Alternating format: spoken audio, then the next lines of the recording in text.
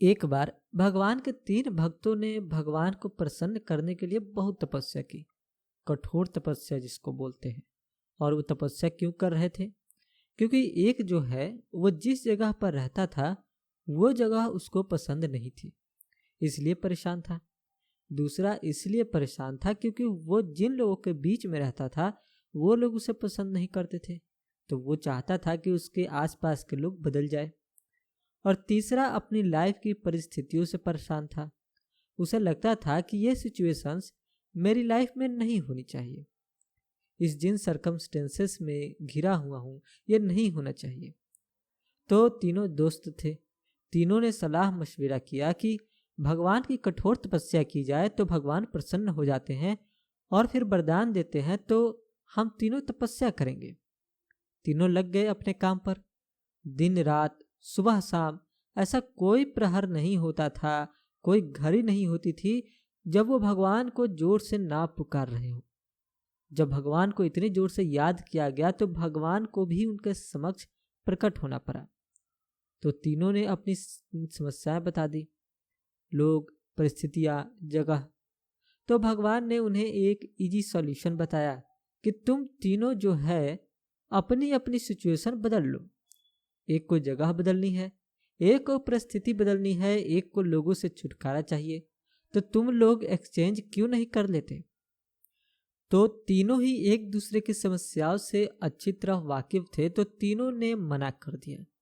तो फिर भगवान ने बहुत सीरियस होकर के कहा, सुनो, न लोग बदलेंगे, न जगह बदलेगी, ना ही परिस्थितियां बदलेंगी, बदलना तुम्हें होगा। और भगवान ने जब इतना सीरियस होकर के कहा तो उन्हें समझ आ गया कि आगे और बात करना भगवान से उनके लिए ही खतरे से खाली नहीं होगा। तो असल में मुद्दा यही है, हम भी उन 3 दोस्तों की तरह लोगों को, जगहों को, परिस्थिति को बदलना चाहते हैं, मगर एक्चुअल में बदलना हमें होता है। हम इंतजार करते हैं कि जब सही मुहूर्त आएगा तब मैं ये काम शुरू करूंगा, मगर नहीं, हम बहाने बनाते हैं कि एक काम से फ्री हो जाऊं तब मेरे पास ज़्यादा समय होगा, तब मैं वो चीज़ शुरू कर दूंगा और फिर मुझे सक्सेस मिलेगी। मगर नहीं, ऐसे तो एक के बाद एक चीज़ें, लोग, परिस्थितियां बदलती रहेंगी लेकिन सक्सेस नहीं मिलेगी, क्योंकि सक्सेस को पाने के लिए हमें ही अपने अंदर कुछ बदलाव करने होंगे। और आज की समरी इसी बारे में है। नमस्कार, मेरा नाम है संदीप साहनी। आपका बहुत बहुत स्वागत है समरी फॉर यू चैनल पर। तो आज की बुक समरी है someday is today, 22 simple actionable ways to propel your creative life, जिसे लिखा है मैथ्यू डिक्स ने। आज की समरी आपको ऑफिस और अपनी लाइफ में अपने टाइम को बेहतर तरीके से मैनेज करना सिखाएगी। आप ये देखकर हैरान रह जाएंगे कि आप कैसे अपने सभी काम पूरे कर सकते हैं और साथ साथ अपनी फैमिली के लिए ज़्यादा टाइम निकाल सकते हैं। तो शुरू करते हैं आज की ये जर्नी, समडे इज टुडे। क्या आपके साथ कभी ऐसा हुआ है कि एक तरफ आप सक्सेस पाना चाहते थे और दूसरी तरफ आप अपनी बातों में समडे यानी कि किसी दिन जैसे शब्द का इस्तेमाल कर रहे थे? समडे यानी किसी दिन इंग्लिश लैंग्वेज का सबसे बुरा वर्ड है। इस वर्ड से लोग सपने देखते हैं और उनका इंतजार करते हैं, लेकिन आखिर में उन्हें पछतावे के अलावा कुछ नहीं मिलता। आखिर कब तक आप उस दिन का इंतजार करेंगे? अगर आप सक्सेसफुल होना चाहते हैं तो इस बुक के ऑथर मैथ्यू डिक्स जैसे बनिए। मैथ्यू ने प्रोडक्टिविटी को लेकर अपनी स्ट्रेटेजी शेयर करने के लिए यह बुक लिखी है। इस समरी में आप time management, opportunity creation, creativity बढ़ाने, फेलियर मैनेजमेंट और माइंडसेट डेवलपमेंट के बारे में सीखेंगे। एक बात का ध्यान रखिएगा कि अपनी जर्नी में शुरुआत करने और आगे बढ़ते रहने के लिए आपको डिटर्मिनेशन यानी कि पक्के इरादे की जरूरत होगी। किसी दिन का इंतजार मत कीजिए, बल्कि आज ही अपना पहला कदम उठाइए। 86,400 सेकेंड टाइम का हर दिन का एक जरूरी हिस्सा है। आपके काम की प्रोडक्टिविटी इस बात पर डिपेंड करती है कि आप अपना टाइम कैसे इस्तेमाल करते हैं। टाइम के सही इस्तेमाल से आप अपने गोल्स को हासिल कर सकते हैं। आपके पास छोटे और बड़े दोनों काम हो सकते हैं। कुछ भी हो, आपको अपने टाइम का इस्तेमाल ऐसे करना होगा जिससे आपको रिजल्ट मिल सके। एक बार मैथ्यू एक औरत से मिले जो एक ऑथर थी। वो जानते थे कि वो अपने टाइम का ठीक इस्तेमाल नहीं कर रही थी। असल में उस औरत ने कहा कि उसके पास लिखने के लिए सिर्फ 2 घंटे थे, पर लिखने के लिए उसे किसी कैफे या पार्क में जाना था। लेकिन मैथ्यू जानते थे कि लिखना शुरू ना करने के ये सिर्फ बहाने थे। दूसरी तरफ मैथ्यू अपने टाइम की कीमत जानते हैं और कहीं भी और कभी भी काम कर सकते हैं। वो औरत उनकी मीटिंग में 7 मिनट लेट आई थी। मैथ्यू ने तब तक ये अपने नॉवेल के 9 सेंटेंसेस को रिवाइज भी कर लिया था। उन्होंने इस वेटिंग टाइम को जाया नहीं होने दिया। कुछ लिखने के लिए मैथ्यू किसी सही टाइम और सही जगह का इंतजार नहीं करते थे। मैथ्यू की तरह आप भी अपने टाइम को असरदार तरीके से इस्तेमाल कर सकते हैं। यहाँ ऐसे रूल्स दिए गए हैं जिन्हें आप फॉलो कर सकते हैं। पहला रूल है कि कोई भी फैसला लेते समय आपको टाइम को एक प्राइमरी फैक्टर मानना होगा, यानी सबसे इम्पोर्टेंट और पहला फैक्टर। ऐसे कई लोग हैं जो टाइम को नज़रअंदाज करते हैं। वो टाइम के बारे में बिना सोचे समझे ही काम करते रहते हैं और ये भी नहीं सोचते कि उसे कैसे इस्तेमाल कर रहे हैं। लेकिन सही डिसिप्लिन और टाइम पर ध्यान देने से आपको यह जानने में मदद मिलेगी कि आपको इसे कहाँ और कैसे सही से इस्तेमाल करना चाहिए। जैसे कहीं दूर ड्राइव करके बेस्ट पिज्ज़ा लेने के बजाय स्टीव अपने आसपास के एरिया से पिज्ज़ा लेना ज़्यादा पसंद करते हैं। ऐसा करने से उनके पूरे 100 मिनट बचते थे, क्योंकि पिज्ज़ा खरीदने के लिए उन्हें दूर तक ड्राइव करके नहीं जाना पड़ता था। दूसरी तरफ मैथ्यू की वाइफ एलेशा अपने टाइम को अलग तरह से इस्तेमाल करती हैं। एलेशा अपने ड्राइविंग टाइम को अपनी फैमिली के साथ बॉन्ड बनाने के लिए इस्तेमाल करती हैं। वो म्यूजिक सुनने, यादगार कहानियां सुनने सुनाने और अपने बच्चों के साथ दिलचस्प जगहों पर रुकने के लिए 120 मिनट ड्राइविंग करने के लिए तैयार रहती है। दूसरा रूल है कहीं जाने के लिए लगने वाले टाइम को कम करना। इसका बेस्ट तरीका यह है कि आप अपनी जॉब वाले एरिया के आसपास ही अपना घर लें। आप अपने ऑफिस के जितना पास रहेंगे उतना ही आपके पास एक्स्ट्रा मिनट बचेंगे। अगर आप कहीं 15 मिनट में पहुंच जाती है तो आपके पास दूसरे कामों को करने के लिए एक्स्ट्रा 45 मिनट बचेंगे। तीसरा रूल यह है कि आपको उन सभी चीज़ों पर ध्यान देना होगा जिन पर आपने अपने कैरियर चुनने या बदलने से पहले कभी ध्यान नहीं दिया था। कैरियर का मतलब यह है कि आपको काम तो करना होगा, लेकिन आपको काम पर बताए गए समय के बारे में भी सोचना होगा। ऐसा करियर चुनिए जो आपके काम और जिंदगी को बैलेंस में रखे, ताकि आपके पास फैमिली, वेकेशन और अपनी हॉबीज के लिए एक्स्ट्रा टाइम हो। किसी भी करियर के प्रति कमिट करने से पहले समझदारी इसी में है कि आप इस बात पर भी जरूर ध्यान दें कि वो आपसे क्या क्या डिमांड कर रहा है। उस जॉब से मिलने वाले फायदे और नुकसान दोनों के बारे में सोचिए। उस जॉब के लिए अपनी एबिलिटी, इच्छा और कमिटमेंट के लेवल को भी देखिए। चौथा रूल यह है कि आपको अपने काम के एफिशिएंसी को ज़्यादा से ज़्यादा करने की कोशिश करनी होगी। किसी काम को करने में ज़्यादा टाइम मत लगाइए। ज़्यादा बेहतर तो ये होगा कि आप हर काम को करने में लगने वाले टाइम को कम से कम करने की कोशिश करें। किसी टास्क को पूरा करने के लिए एक डेडलाइन सेट कीजिए और उस काम को पूरा करने का सबसे असरदार तरीका ढूंढिए। पांचवा रूल है कुछ कामों को छोड़कर उन्हें रीअसाइन करना सीखिए। ऐसा काम करना बंद कीजिए जो आपकी जरूरी जिम्मेदारियों में से समय ले लेते हैं। बेकार के कामों की जगह काम की एक्टिविटीज कीजिए। ऐसे कामों को उन लोगों को रीअसाइन कीजिए, यानी कि सौंपिए, जो उन्हें बेहतर तरीके से हैंडल कर सकते हैं। अगर आप अपने लिए वक्त निकालना चाहते हैं तो आप अपने जरूरी कामों को लोगों को सौंप सकते हैं और उसके लिए उन्हें पैसे दे सकते हैं। जैसे आप अपने लॉन की देख रेख करने के लिए एक माली को काम पर रख सकते हैं, ताकि आपके पास बाकी के काम के लिए ज़्यादा समय बच सके। छठा रूल ये चुनना है कि आप अपने टाइम को कैसे इस्तेमाल करेंगे। जरूरी काम के लिए टाइम निकालिए। ऐसे कामों को हटा दीजिए जो आपके गोल्स और लाइफ से जुड़े हुए नहीं है। ऐसा इसलिए क्योंकि यह फैसला आपको लेना होगा कि आपको अपना समय कहाँ और कैसे इस्तेमाल करना है। जैसे आपको टीवी देखना है या एक बुक के लिए कुछ सेंटेंसेस लिखने हैं। इनमें से आपको किसी एक को चुनना होगा।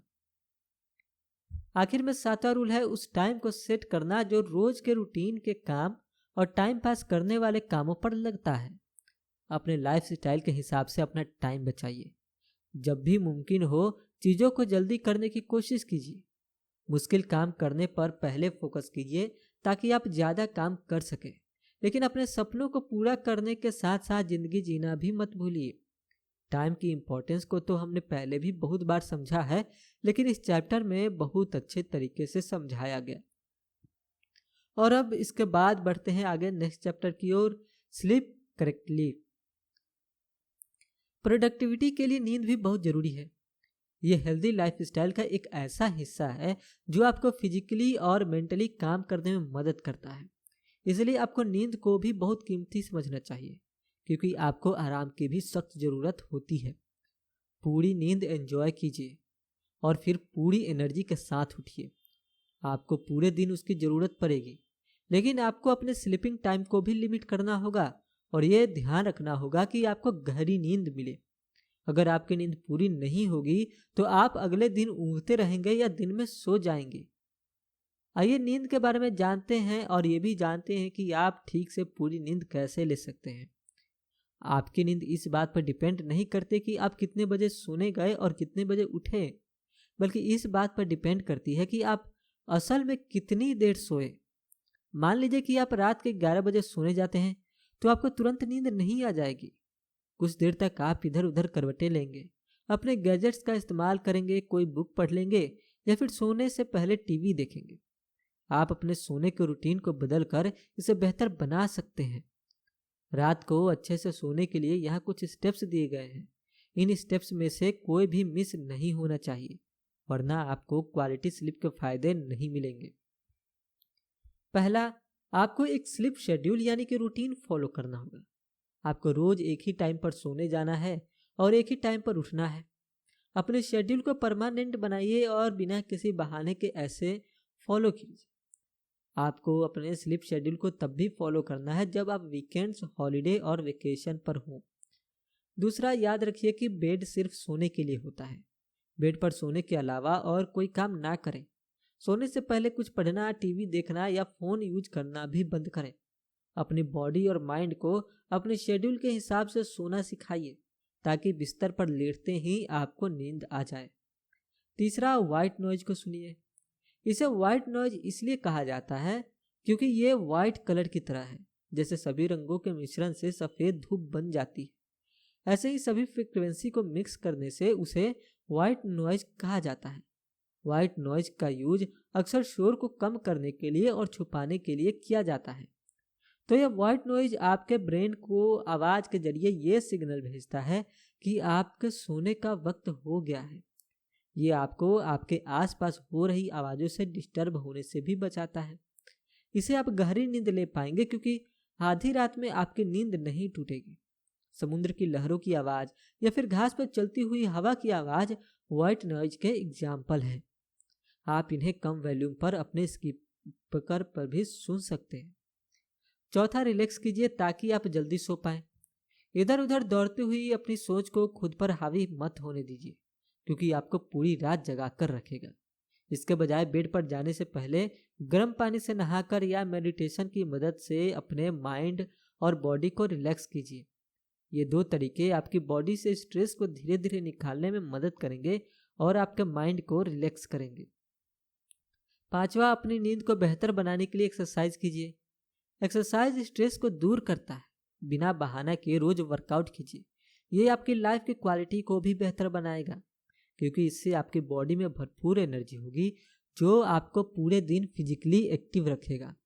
छठा, स्नूज अलार्म को भूल जाइए। आपके अलार्म क्लॉक का स्नूज बटन को कभी मत यूज कीजिए। हर 10 मिनट में सोना और उठना सेहत के लिए ठीक नहीं होता है। ऐसा करके आप सिर्फ अपने स्लीप साइकिल को खराब करते हैं और इस वजह से आप दिन भर या तो आलस से भरे होते हैं या आपको थकान फील होती है। सातवां, आप जिस रूम में सोते हैं उसके टेम्परेचर का भी ख्याल रखिए। ऐसे कमरे में मत सोएं जो बहुत ठंडा या बहुत गर्म हो। ये आपके स्लीप साइकिल को खराब कर सकता है। ये ठंड से गर्म या गर्म से ठंडे एटमॉस्फेयर में शिफ्ट होने के कारण आपकी बॉडी टेम्परेचर के रिदम पर भी बहुत बुरा असर डालता है। आठवां, अपने रूम के लाइट पर भी ध्यान दें। अपने रूम की लाइट बंद करके अंधेरे कमरे में सोना ठीक होता है। इसके लिए आप पर्दों का इस्तेमाल भी कर सकते हैं। पर्दे खिड़की से आ रही बाहर की लाइट को रोकने में मदद करते हैं। नेक्स्ट चैप्टर है things that don't deserve your time. हर काम आपका समय डिजर्व नहीं करता है, क्योंकि सभी काम आपको सेम वैल्यू नहीं देते हैं। आपके सामने ऐसे भी काम आएंगे जिनमें आपको बहुत समय देना होगा, लेकिन उसके लिए आपको उतना पैसा नहीं मिलेगा। ज़्यादातर केसेस में इससे आपका टाइम ही बर्बाद होता है। इसलिए आपको ऐसी जॉब ढूंढनी चाहिए जो आपको आपके टाइम और एफर्ट के बराबर पैसा और फायदा दे। टाइम ही पैसा है, इसे जाया मत कीजिए। कोई जॉब और एक्स्ट्रा काम तभी कीजिए जब इससे मिलने वाला पैसा आपके टाइम के लायक हो, वरना वो काम मत लीजिए। अपने टाइम से पैसा कमाने का बेस्ट तरीका है खुद में इन्वेस्ट करना। अपने स्किल्स को इम्प्रूव कीजिए ताकि आपके सामने ज़्यादा अपॉर्चुनिटीज़ आएँ। अगर आप स्किल्ड हैं और हाई परफॉर्मेंस देते हैं तो आप एक इन डिमांड एम्प्लॉय बन सकते हैं।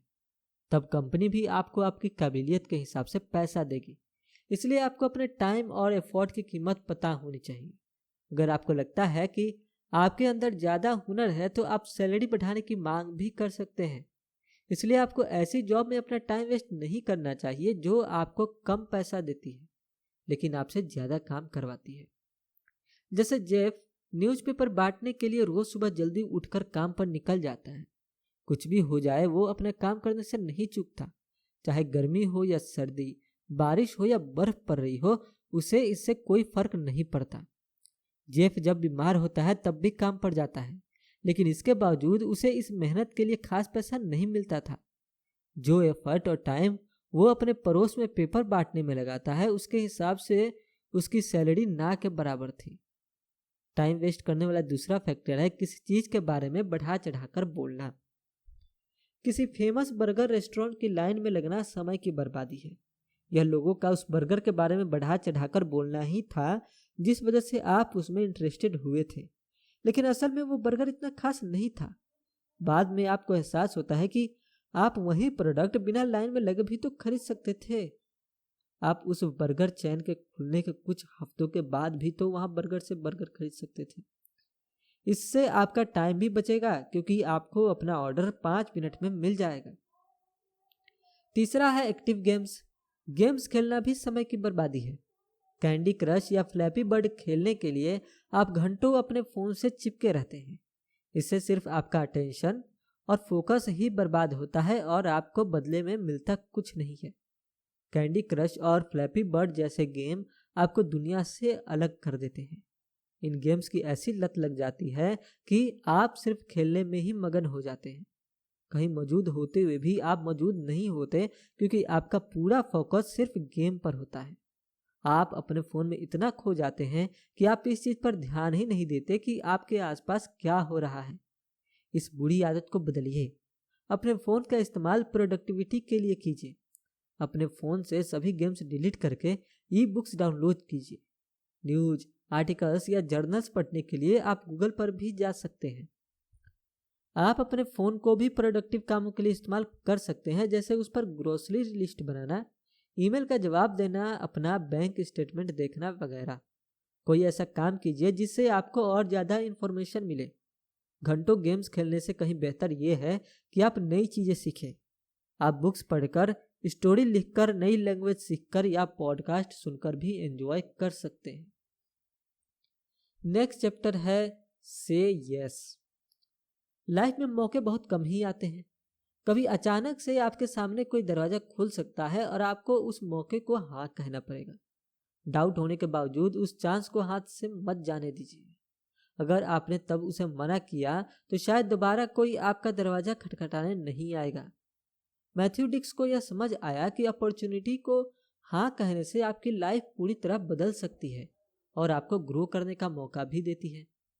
किसी चीज़ को हाँ कहना आपको ऐसी नई अपॉर्चुनिटीज़ की तरफ ले जा सकता है जिनके बारे में आपने कभी सोचा भी नहीं होगा। मैथ्यू ने बिल्कुल ऐसा ही एक्सपीरियंस किया था। एक दिन उनके दोस्त ने मैथ्यू से पूछा कि क्या वो एक शादी में डीजे बनेंगे। मैथ्यू के पास किसी इवेंट में डीजे बनने का ना तो एक्सपीरियंस था और ना ही उन्हें इस बारे में ज़्यादा नॉलेज थी। मैथ्यू के मन में कभी ये ख्याल ही नहीं आया था, क्योंकि वो तो राइटर और टीचर बनना चाहते थे। लेकिन डाउट होने के बावजूद मैथ्यू ने इस इवेंट के लिए हाँ कह दिया। उनके पास डीजे के काम के लिए इक्विपमेंट, नॉलेज और एक्सपीरियंस भी नहीं था, लेकिन एक मौके ने उनके दरवाजे पर दस्तक दी थी और मैथ्यू ने हाँ कह दिया। इस बात को 25 साल हो चुके हैं और आज मैथ्यू के 454 क्लाइंट्स हैं। इस दौरान वह कई अलग अलग लोगों से भी मिले और डीजे के तौर पर काफ़ी अच्छा काम किया। उन्हें एक और अपॉर्चुनिटी तब मिली थी जब उनके फ्रेंड्स कोर्ट ने मैथ्यू से पूछा कि वो उनकी शादी में मिनिस्टर यानी कि पादरी बन सकते हैं। नास्तिक होने के बावजूद भी मैथ्यू ने इसके लिए हामी भर दी थी। मैथ्यू पादरी बन गए और शादी और बैप्टिज्म यानी नामकरण संस्कार जैसे काम भी किए। इसमें भी उनके कई क्लाइंट्स बन गए थे। उन्होंने 3 चर्च में संडे सर्विसेज भी शुरू की और एक नॉवेल और सॉन्ग राइटर बन गए। मैथ्यू ने ऐसे दोस्त भी बनाए जिनका उन्हें जिंदगी भर का साथ मिला। मैथ्यू को सक्सेस इसलिए मिले क्योंकि उन्होंने अपने सामने आए मौकों को हाँ कहकर आजमाने का जज्बा दिखाया था। साल भर में उनके सामने कई अलग अलग अपॉर्चुनिटीज आई। आप भी मैथ्यू जैसा बन सकते हैं। आप भी अपॉर्चुनिटीज को हाँ कह सकते हैं, बल्कि किसी के इनवाइट किए बिना भी आप ऐसा कर सकते हैं। आपको सिर्फ खुद से एक सवाल पूछना है। आपको खुद से ये पूछना है कि क्या आप ये कर सकते हैं? क्या ये करना मुमकिन है? इससे आपको अपने कंफर्ट जोन से बाहर निकलने का मौका मिलेगा। आपके सवाल का ये जवाब होना चाहिए, हाँ, मुझे इसे ट्राई करना चाहिए। क्योंकि जब तक आप किसी मौके को ट्राई नहीं करेंगे तब तक आपको पता नहीं चलेगा कि वो मौका आपको कहाँ तक ले जा सकता है। कुछ केसेज में ऐसी सिचुएशन को हाँ कहना मुश्किल होता है जो काफ़ी चैलेंजिंग या डरावने लगते हैं। आपकी चिंता इसलिए बढ़ जाती है क्योंकि आपको इस बात का कोई आइडिया नहीं होता कि आगे क्या होने वाला है।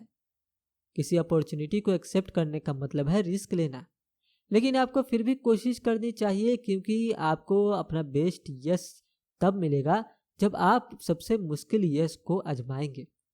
कुछ नया ट्राई करने के लिए हमेशा तैयार रहें। किसी अपॉर्चुनिटी को एक गिफ्ट समझकर एक्सेप्ट कीजिए, भले ही वो आपको ज़्यादा अट्रैक्टिव ना लगे, भले ही उसमें थोड़ा ज़्यादा टाइम लगने वाला हो या बिल्कुल ही बेकार क्यों ना लग रहा हो।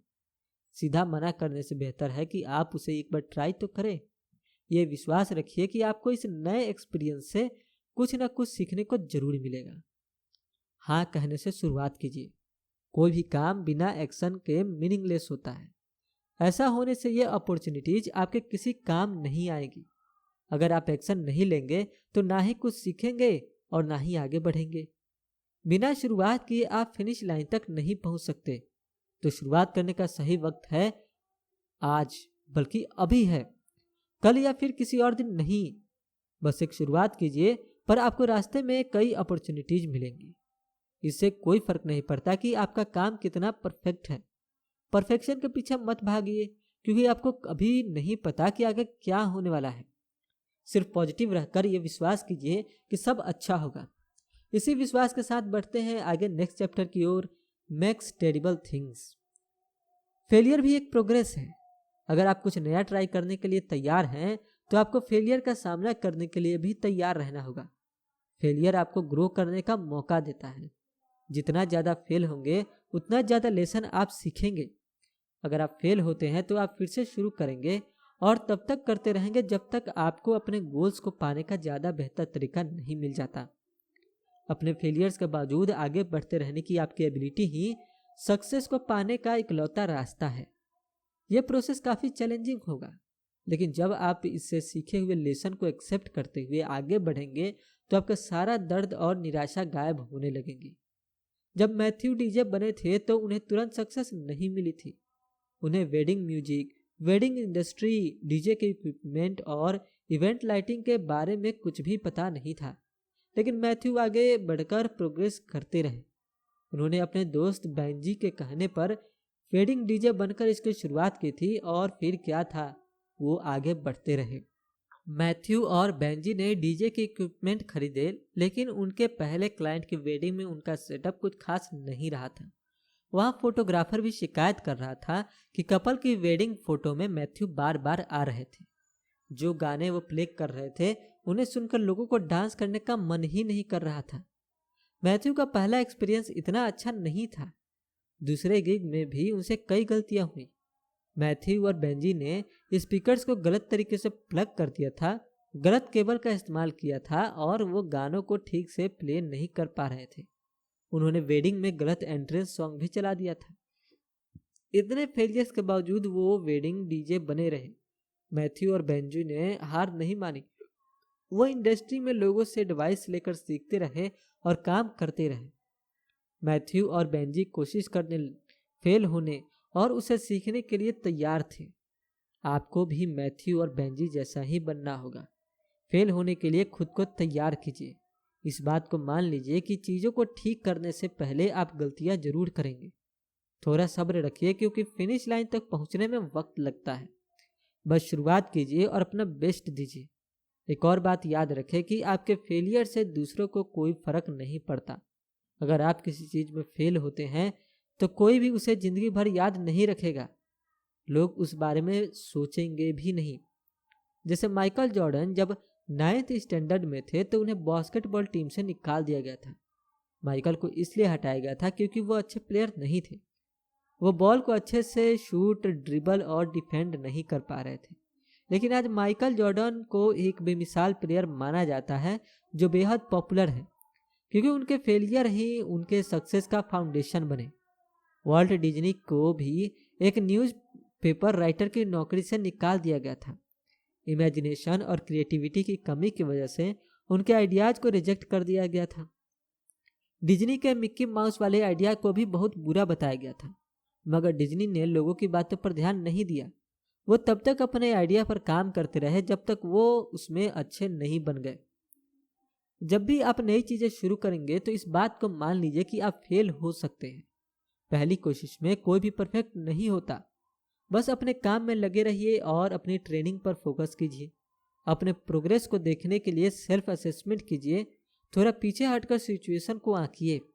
अपने काम को रिव्यू कीजिए और अपनी गलतियों की वजह पर ध्यान दीजिए। ये देखिए कि आपके एफर्ट्स में क्या कमी है और अपने काम को जज कीजिए और खुद को फीडबैक दीजिए।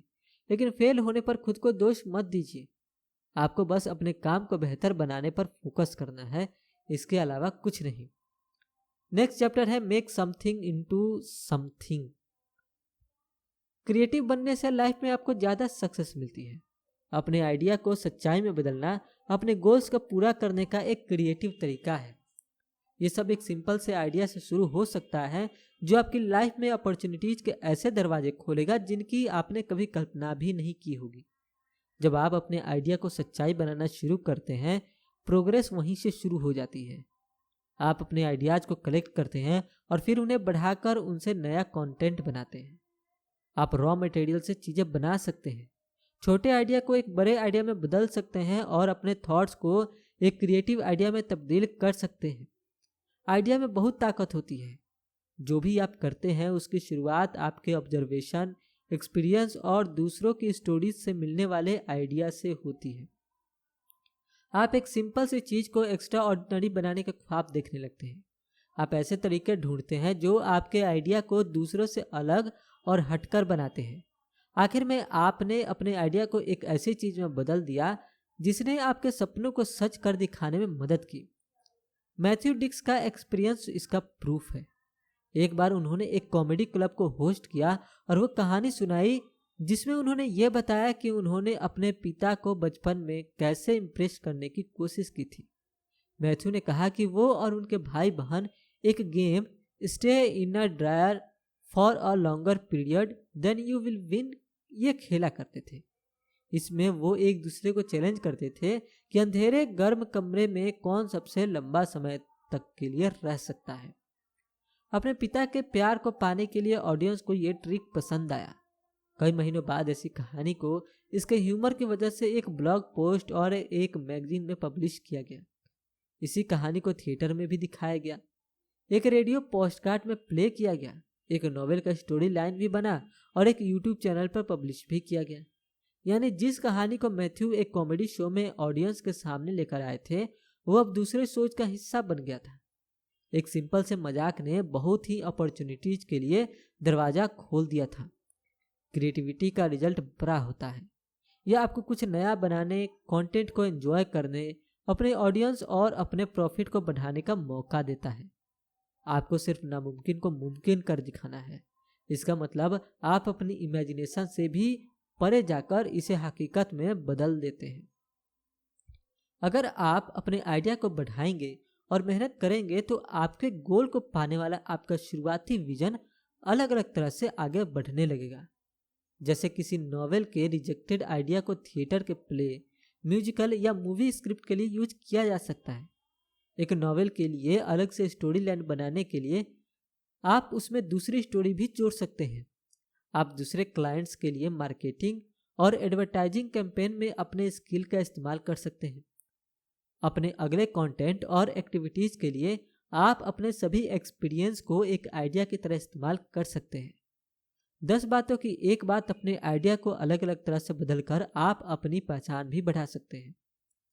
आप एक novelist, comic book writer, screen writer, comedian, speech writer, public speaker और कुछ भी बन सकते हैं। छोटी छोटी चीज़ों से कुछ नया बनाइए। इसके लिए सिर्फ आपको अपने आइडियाज़ के बारे में दोबारा सोचने, दोबारा इमेजिन करने, दोबारा बनाने और उसके लिए एक नया पर्पस बनाना होगा। कुछ नया बनाइए और हर अपॉर्चुनिटी को एक्सेप्ट कीजिए। कुछ भी ना करने से बेहतर ये है कि आप ज़्यादा से ज़्यादा ट्राई कीजिए। इसके अलावा ये याद रखिए कि जो चीज़ें आपको आज दिख रही है वो किसी और के आइडिया से आया है। कई साल पहले बुक्स नहीं हुआ करती थी, लेकिन आज अपनी स्टोरीज और आइडियाज़ शेयर करने के लिए लोग बुक्स का इस्तेमाल करते हैं। ऐसे ही मौजूदा प्रोडक्ट्स और सर्विसेज के बिना कोई नया बिजनेस नहीं आएगा। तो आइडिया की ताकत आपको एक चीज़ को दुनिया में हकीकत बनाने के लिए मोटिवेट करती है। आप एक बोरिंग सी चीज़ को भी बहुत मज़ेदार और एंटरटेनिंग बना सकते हैं। ऐसे इवेंट्स जिन्हें कर पाना मुमकिन नहीं है, उन्हें भी एक आइडिया और सही एक्शन प्लान के जरिए करना मुमकिन हो सकता है। नेक्स्ट चैप्टर है the optimist think that they were right and that's the end of them. यानी निराशावादियों की सोच यही होती है कि वे बस सही थे और उनका अंत हो जाता है, जबकि आशावादी फिर फलते फूलते आगे बढ़ते हैं। आप ये जानते हैं कि हर मानना एक चॉइस होता है। जब लोग मुश्किल वक्त से गुजरते हैं तो परेशान और बेसब्र होकर हार मान लेते हैं, लेकिन कड़वा सच ये है कि अगर आप कुछ नहीं करेंगे तो आप कहीं नहीं पहुंच पाएंगे। अगर हार मानना ही आपकी हमेशा चॉइस रहेगी तो आप कभी सक्सेसफुल नहीं हो पाएंगे। असल जिंदगी में गोल्स का होना आसान होता है। आप कहीं भी और कभी भी सपने देख सकते हैं। जब आपके पास एक गोल होता है तो आप इसे इमेजिन करके कितने खुश होते, लेकिन एक्शन की कमी आपको फिनिश लाइन तक नहीं पहुंचने देगी। इससे आपको या तो थोड़ा बहुत मिलेगा या फिर कुछ भी नहीं मिलेगा। आखिर में आप हार जाते हैं क्योंकि आपने अनगिनत अपॉर्चुनिटीज बर्बाद कर दी। आप क्रिएटिव होना, एक्शन लेना और आगे बढ़ना बंद कर देते हैं। बिना लड़े आप हार मान लेते हैं और बाद में आप इसका पछतावा करते हैं। आप नहीं चाहते कि ऐसा हो, लेकिन सक्सेस का रास्ता आसान नहीं होता। इस रास्ते में चैलेंजेस भरे हुए हैं जिसे आप निराश भी हो सकते हैं। ये आपके सब्र का इम्तिहान भी लेगा, क्योंकि ये लड़ाई वही जीतेगा जिसमें अंत तक खड़े रहने का जज्बा होगा। जब फेलियर और गलतियां होती हैं तो आपका विल पावर यानी कि इच्छा शक्ति भी डगमगाने लगती है। आप अभी भी लड़ाई जीत सकते हैं। आप ऑप्टिमिस्टिक यानी कि आशावादी बनिए। इस दुनिया में सिर्फ 2 तरह के लोग होते हैं। ऑप्टिमिस्ट इंसान पॉजिटिव थिंकर होता है। ऑप्टिमिस्ट मानते हैं कि चीज़ें सही वक्त आने पर सक्सेसफुल होती है। फेल होने के बावजूद भी वो कड़ी मेहनत करते रहते हैं। दूसरी तरफ पेसिमिस्ट इंसान नेगेटिव थिंकर होता है। पेसिमिस्ट मानते हैं कि चीज़ें हमेशा गलत या बुरी ही होंगी। पेसिमिस्ट दर्द और निराशा से बचने की कोशिश करते हैं। वो हमेशा अपने कंफर्ट जोन में रहना चाहते हैं, जबकि ऑप्टिमिस्ट अपने सपनों को पूरा करने के लिए काम करते हैं। आपको ऑप्टिमिस्टिक इंसान बनना चाहिए। जब भी आपका हार मानकर बैठ जाने का मन करे तो अपने प्रेजेंट को फ्यूचर में ले जाइए।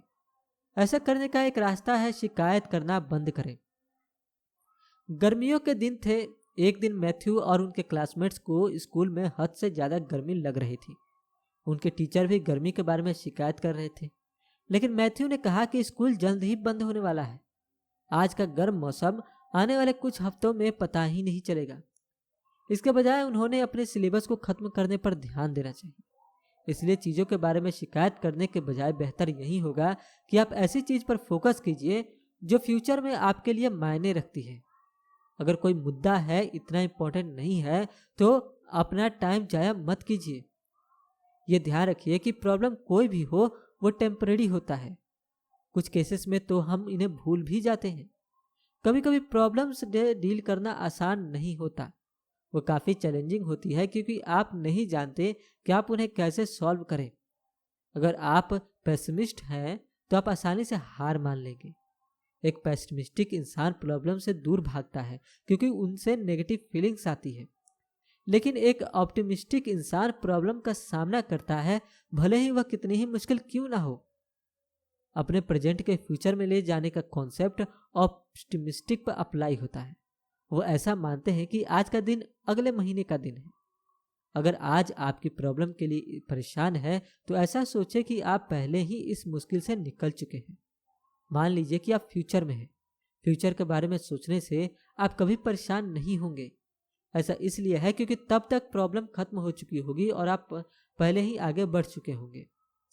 और अब वो मोड जिसे हम कहते हैं कंक्लूजन, यानी कि जितने भी चैप्टर्स हमने पढ़े सुने उनके की पॉइंट्स को हम यहाँ पर रिवाइज करेंगे। सबसे पहले आपने समझा कि टाइम कितने कीमती है। इसे समझदारी से ऐसी चीज़ों पर खर्च कीजिए जो आपकी लाइफ में वैल्यू जोड़े और आगे बढ़ने और सक्सेसफुल बनने में आपकी मदद करें। आप कुछ मिनटों में बहुत कुछ अचीव कर सकते हैं। अपने कामों में एक सेंस ऑफ अर्जेंसी लाकर काफ़ी टाइम बचा सकते हैं। दूसरा, आपने सीखा कि पूरे दिन के लिए एनर्जी से भरपूर रहने के लिए नींद बहुत ज़रूरी है। आपको नींद से समझौता नहीं करना चाहिए। अगर आपके पास बहुत सारे काम है तब भी आप अपने स्लीप रूटीन को बदलकर गहरी नींद ले सकते हैं। तीसरा, आपने ज़रूरी चीज़ों पर अपना टाइम लगाना सीखा। ऐसी जॉब कीजिए जो आपके टाइम और एफर्ट की वैल्यू करता हो। फ़ोन से चिपके रहने की बुरी आदत को उन अच्छी आदतों से बदल लीजिए जो आपको प्रोडक्टिव बनाती है। चौथा, आपने सीखा कि अपॉर्चुनिटीज़ कभी कभी मिलती है, वो आपके सामने अचानक आ जाएंगी, इसलिए उन्हें हाथ से ना जाने दें। उन्हें हाँ कहिए, भले ही आपको सक्सेस पाने के चांसेस कम लगते हो तब भी। बस शुरुआत कीजिए और प्रोसेस पर भरोसा कीजिए। आप इस बात से हैरान हो जाएंगे कि आप समय के गुजरने के साथ कितना ग्रो कर रहे हैं। पांचवा, आपने सीखा कि फेलियर सबसे बड़ा टीचर होता है। अगर आप हार मान लेंगे तो कभी ग्रो नहीं कर पाएंगे। इसके बजाय अपने फेलियर को और ज़्यादा काम करने के लिए एक मोटिवेशन बनाइए। अपनी गलतियों से सीखें और आगे बढ़ते रहिए। सीखना और आगे बढ़ना कभी बंद मत कीजिए। छठा, आपने सीखा कि एक सिंपल सा आइडिया एक्स्ट्रा ऑर्डिनरी आइडिया में बदल सकता है। एक आइडिया आपको कई अपॉर्चुनिटीज की तरफ ले जा सकता है। क्रिएटिव बनकर आप अपने गोल्स पा सकते हैं। इसलिए अपने माइंड में आने वाले आइडियाज को इस्तेमाल कीजिए और अपने सपनों को सच कर दिखाइए। सातवां, आपने सीखा कि एक ऑप्टिमिस्टिक इंसान कभी हार नहीं मानता। चैलेंजेस और प्रॉब्लम्स को एक्सपीरियंस करना नॉर्मल बात है। उन्हें हल करने का एक ही रास्ता है और वो है चलते रहना और फोकस्ड रहना। मान लीजिए कि आप इस मुश्किल सिचुएशन से पहले ही बाहर निकल चुके हैं और आगे जाकर उसे कोई फर्क नहीं पड़ेगा। इस समरी में दिए गए लेसन्स आपको आपके लाइफ को बेहतर तरीके से मैनेज और ऑर्गेनाइज करने में मदद करेंगे। बेकार के कामों से अपने टाइम को बचाने, जरूरी कामों पर अपना टाइम लगाने, फोकस को वापस लाने, ज़्यादा प्रोडक्टिव बनने और ज़्यादा जरूरी कामों को करने के लिए भी आप इनका इस्तेमाल कर सकते हैं। आप और मैथ्यू एक दूसरे से अलग नहीं है। जो उन्होंने किया है आप भी कर सकते हैं। इन स्ट्रेटजीज को अप्लाई करने का एक ही तरीका है कि इन्हें रोज प्रैक्टिस किया जाए। अपने टाइम को बढ़ाने की कला सीखिए ताकि आप अपनी लाइफ को बेहतर बना सकें, और यही हमारी शुभकामनाएं हैं। इसी मोड़ पर यह समरी यहीं पर समाप्त होती है। And I am damn sure कि बहुत सारी चीज़ें रिकॉल हो गई होंगी, बहुत सारी नई चीज़ें सीखी और समझी होंगी जिन्हें अब अपनी लाइफ में इम्प्लीमेंट करना है ताकि अपनी लाइफ को और बेहतर बनाया जा सके। वैसे इन सब में सबसे ज़्यादा इम्पोर्टेंट स्टेप आपको कौन सी लगी? आपकी अपनी लाइफ के लिए कमेंट करके जरा बताइएगा। इंतजार रहेगा आपके कमेंट्स का। बहुत जल्द एक नई बुक समरी लेकर के फिर आपके बीच में हाजिर होंगे। तब तक सुनते रहिए समरी फॉर यू। जय हिंद, जय भारत।